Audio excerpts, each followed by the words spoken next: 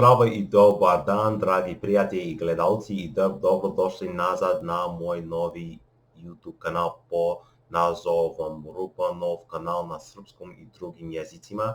A danas želim da pričam o mojim omiljenim jelima iz Srbije. Dakle, jednom od mojih omiljenih jela iz Srbije je ćevapi jer je veoma ukusan, a ako ne znate šta je ćevapi, se ljudi koji ga nikada ranije nisu jeli ćevape su tradicionalno jelo iz Srbije i Bosne.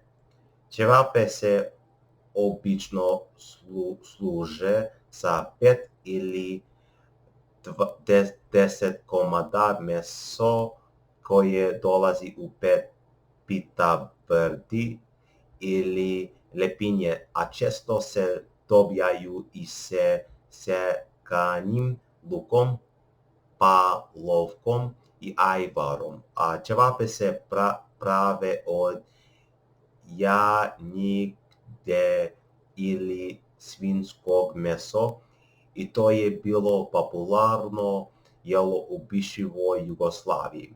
Prvi put sam jeo ćevape negdje između 2018 godina kada sam bio u srpskom restoranu u St. Petersburgu, jeo sam i volim da ga jedem od tada.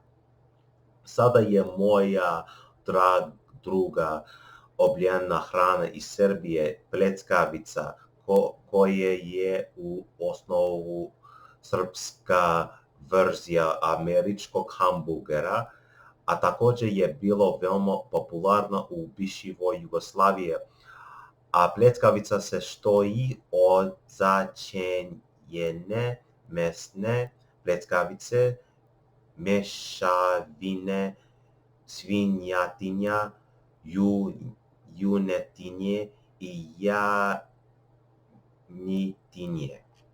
Dakle, ovo je kratak video na kojem govorim o svojoj omiljenoj hrani iz Srbije koju volim da jedem. Hvala na gledaju, doviđenje i vidimo se uskoro u sljedećem videu gdje govorim srpski.